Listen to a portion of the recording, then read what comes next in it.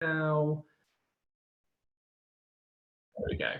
Good. So I should probably first and foremost tell you a little bit about why we're doing this campaign, what we thought it would do, and how it's come about. So hopefully a few of you have heard about the Love Your Local Theatre scheme that's been taking place for the last couple of years.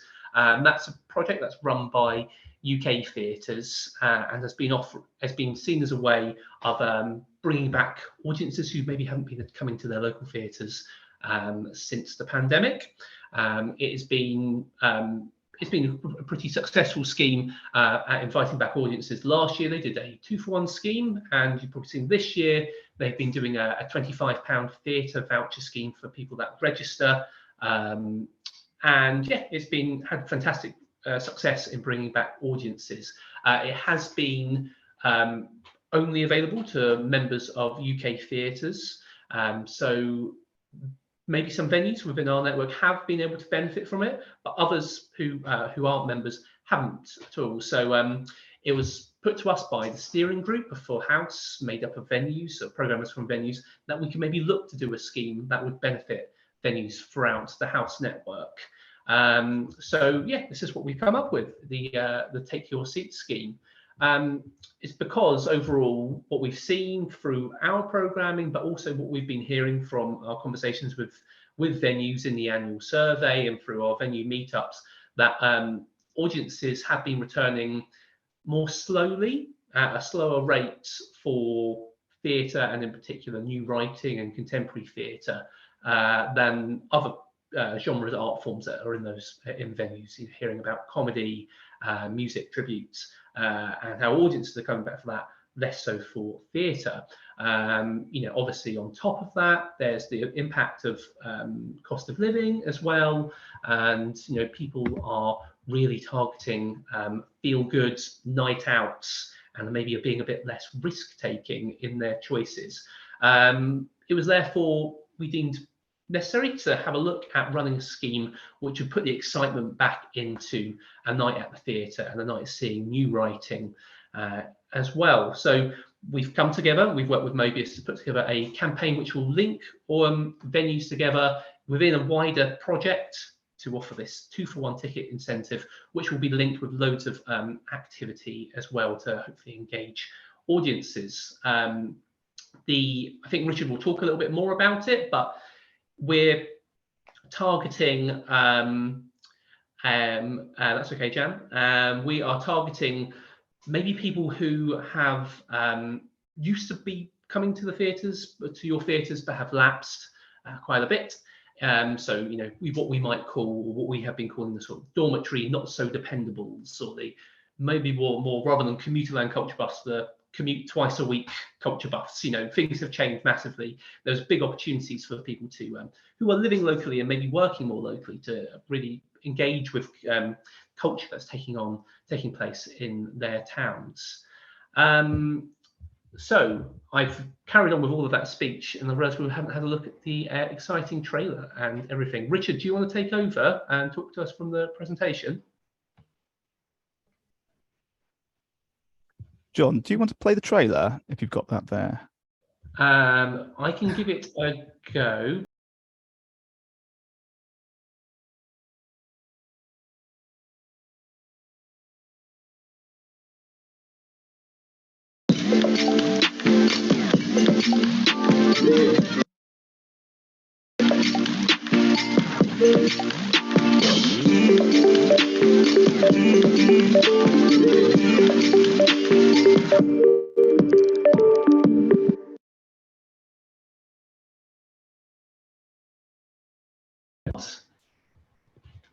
Did you see that? Did it work? Good. Grand. Now I've got to share my screen.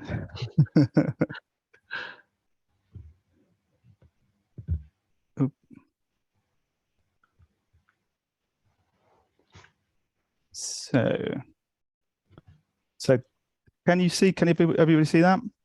I can, yeah. Grand. So this is a quick rundown of the comms campaign that we are proposing planning.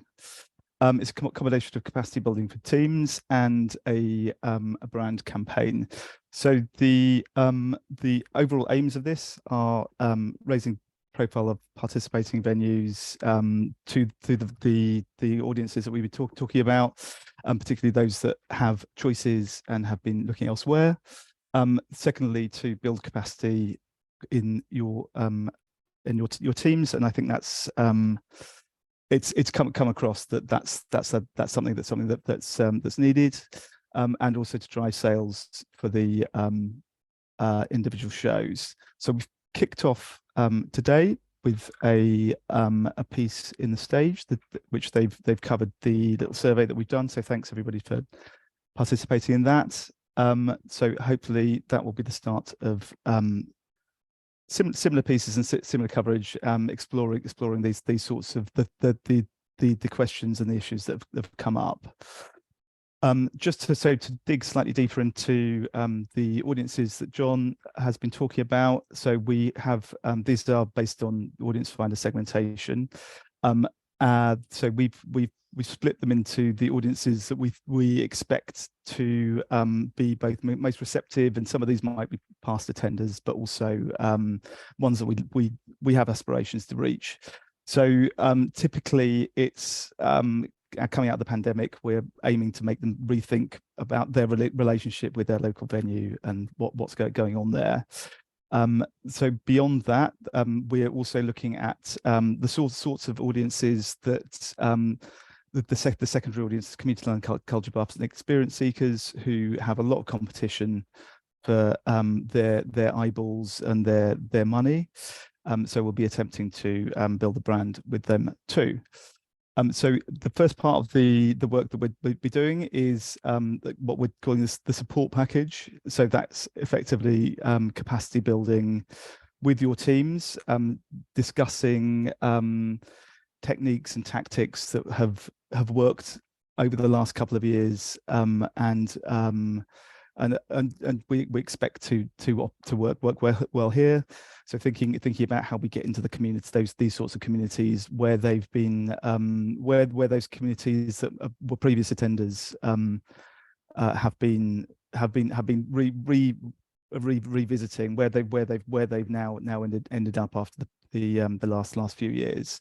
And so with that, we're aiming to have some really actionable stuff, things that they can really use straight away, and that's particularly at the marketing assistant, marketing officer sort of level, where people can put stuff into action straight away rather than feel totally overwhelmed with yet another thing for them to be doing. And we'll be supplying various bits of documentation, worksheets, marketing pack style sorts of things to go with that. And the second part of our activity is sort of brand level, the sort of stuff that that feels potentially tricky to achieve with smaller budgets, with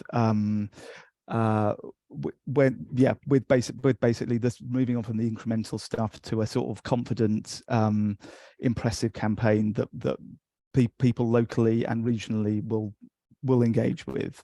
So we'll be looking at press for that, and that'll be looking at the issues, the sort of from cost of living to the sort of the reasons that people aren't attending the arts at the moment. We're also going to be looking at influencers, whether that's from the sort of the shiny Instagram person to Facebook admin groups, again, the places that people are where the communities reformed online during the pandemic. We're looking at some regional level partnerships, and we've got various bits of advertising that we're also looking at too. So I'm particularly, we've got some mock-ups here from our lovely designer. So thinking about some train activity, potentially smart TV advertising, socials advertising. So we have a range of stuff which we're able to do at this regional level, which might be trickier to achieve on a more granular level. So what we're really keen from you, we're really keen to hear about the sort of stories that bring this to life, and that's from what makes theatre, what makes the performing arts important to your audiences, to your teams, and basically those sort of anecdotes as well as statistics, which the sort of stories that you've been telling, your box office staff have been telling to people forever. So we're also keen that we have some sort of a visibility at the venues as well. So if there are opportunities there, we're really keen to make that happen. So it sort of feels that you can be a real part of this. So a small mock-up there, of course. And in terms of what comes next, we have I believe your marketing teams have been invited to a town hall session next Wednesday, where we will be discussing this plan in a bit more depth, going into some of the materials that we're producing, and any questions that they might have about how this works, how and where that sort of local insight can be brought to bear. We are then going to move forward into a series of workshops with the junior members of your marketing and comms teams in June and July, where we're a bit closer to the shows themselves and thinking about tactics and techniques that directly relate to the work that they can do. So moving on from basically the sort of activity that we found really works, the way that we can get into communities, the way that we can access audiences in a more 2023 sort of fashion. And from July onwards, we will be starting to move into the brand campaign, where we will be supporting the individual runs and dates with the train level activity, and supporting the promotion at that level. And that's the end of the campaign.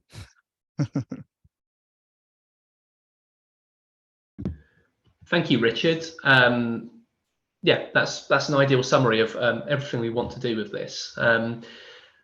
We're working with 3 productions for this, and you're all here because you are currently taking at least one of those 3 shows. So hopefully you've heard of the shows that we're touring, and you've maybe seen some clips already, and you understand what they are. But a quick summary for you. We're touring a show called Fatherhood by Altered Skin, which is the story of being a dad in an ever-changing world. It sort of tells 3 different stories from different generations, from different parts of the world, about fatherhood and being a dad and having a dad as well, importantly.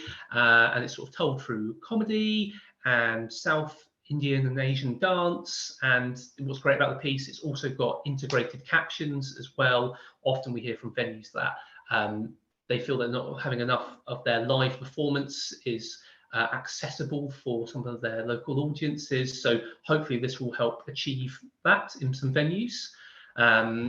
We have another show called The Rest of Our Lives, which is an amazing dose of dance, theatre, circus and games. It's chaotic, silly, funny. It sounds brilliant. It's everything about the complexities of aging and being alive. It's going to be wonderful in lots of different spaces, and really popular with programmers who went to Edinburgh last year with the House delegation. And we've also got A Very Old Man with Enormous Wings, which is a retelling of Gabriel Garcia Marquez's dark comic, and it's aimed at 8 to 13-year-old plus adults. It's definitely, well, adult audiences would really appreciate it as well. And it's told through puppetry and amazing storytelling.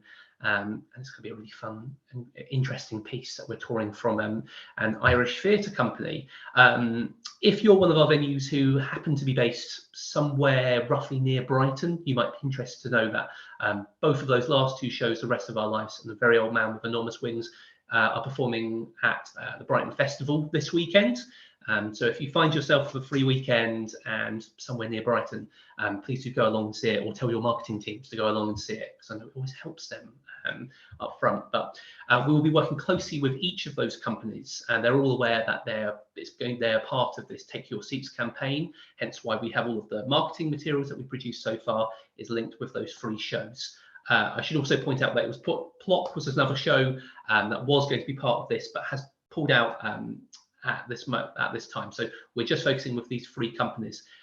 We'll be working with the companies, but it's really important that we really want to be working with venues as well, hearing your stories and sharing, these anecdotes from local theatres about your staff team or your regular audiences to theatres as well. We really want to celebrate those people that love coming to your spaces and why they should, how we can use them as ambassadors to get more people to come along as well. And this is the whole point of this as well. People, when they've been saying what things they've been doing rather than coming to theatre, there's a lot of things talk about hanging out with friends or doing stuff with family as well. This whole scheme is sort of, the whole tagline is for this project is bring a friend to see great theatre for free. So it's very much about bringing a friend, bring someone with you. So it's about sharing the experience with other people. So that's what the sort of lots of the campaign and the style of how this will go about matches up with trends for what people want to do with their spare time as well. So we should probably talk about the practicalities of how this is going to work. I can give a quick summary, but I hope Katie will jump in as well and maybe go into a bit more detail. But basically, there's a £200 subsidy towards funding this in your venue, and this will be per show as well. And depending on your ticket price, is how many free tickets that will fund as well. And we're keen to work with you on a go live for this. I know some venues are finalising brochures and getting ready to go live with autumn. Other venues maybe aren't quite there yet, and we want to work with you to run this campaign around the timescale that works with you as well. So this might be something that we pick up in the marketing chat next week. But if anyone has anything they want to say about that, then please do jump in. Katie, is there anything that you think you'd like to add around that? I'll talk a bit about the boring money side. So hello everyone. So just say that sort of regional big marketing campaign that is being paid for by house. Then the individual marketing conversations will work out what people need, what we can provide as an asset that everyone uses, and then you work out your own internal campaigns individually. In terms of the subsidy, we are subsidizing up to £200 worth of the free tickets. So that doesn't mean we're giving you £200, I'm afraid. What you will need to do is set up a promo code so you can track how many free tickets you are allocating, and we will cover £200 worth of that, but the net cost. So depending on your individual circumstances, what costs you take off the top in terms of your VAT registration and credit card commissions, it will be slightly different for all of you, depending on your base ticket price and your individual costs. So I think what might be useful is once you know your ticket price for the show, we drop us an email and we'll work out how many free tickets that means you can offer. If you want to offer more, that's brilliant. You're very welcome to do that, but that's at your expense. If you want to offer it on non-house shows, again, brilliant, but we can't subsidize that. If you don't use up your full allocation, then we won't give you more money than the amount you've given away. If you so yeah, that's sort of the parameters. It's really hard to give a general example because you're also different, but we think roughly if you've got a £10 ticket and we're working with you on a 70-30 box office split and you're VAT registered, you'll get about 80 free tickets. Does that make sense? There's not a lot of nods. There's a couple of shakes. Katie put together a really good guide to explain exactly with a few different examples. I'm going to share a link now to that where you can find a copy of that guide on our website, and hopefully that will work to explain it a bit more. But I think it makes sense for people to get in touch with us, and we'll work it out with each venue, I think. Yeah, what we don't want to do is you find that you've given away £300 worth of tickets and you can't afford to do that. So do get in touch with us with your specific circumstances, and we'll work that all through with you and make sure that's in your letter of agreements, so it's really clear how many free tickets you can offer out before you start. And once you hit that limit, then you'll have to withdraw the offer. We know that various of you have different ways of going on sale. Some have priority for members. We'd really strongly suggest, if possible, that you don't put this offer out to the all members, because they're already coming in engaging. We want, this is about re-engaging people, but we're leaving it down to you because we know the complexities of your membership schemes vary from place to place.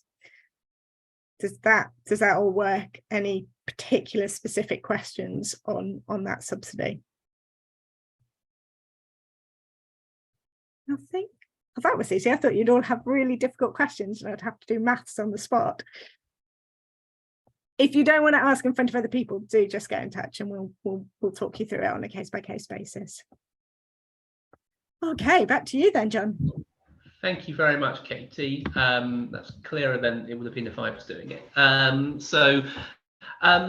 think that's everything we've got covered. Richard, is there anything that you'd like to add before we finish today? I don't think so. No, that's good for me. Okay, brilliant. So the next steps is to say thank you very much for everyone who took part in the survey, and there's this press campaign has sort of just gone live, so we'll see hopefully get some interest, but there will be further follow-up PR to come as well. We've invited all the marketing teams to come along to next week's town hall. If you're not signed up, or if you don't think it's been passed on, I think it has been passed on through your marketing teams, but yeah, please do get in touch if you'd like to attend that session as well to learn more about the marketing toolkit that's going to come to each venue and how you're going to get involved with that as well. But otherwise, please do send any questions you have. We hope you will get involved with this campaign. Lots of exciting things to come. The main thing will be launching, having this launch, saying this around your launch time, but also coming back in the campaign that will come sort of following the summer as people start to look about coming back inside, and the joys of indoor and the joys of theatres again for this autumn. So yeah, watch this space, more exciting things to come, but do get in touch if you have any questions. Oh, we have one here. Yes, do you mind resending the marketing invite? Absolutely fine, Zoe. Yeah, I'll dig out who I've maybe sent it to someone who doesn't work anymore. I'll send it to you and you can forward it on to the relevant people. Sounds good. Great. All right, well, thank you very much for your time, and speak very soon. Cheers. Thanks, everyone.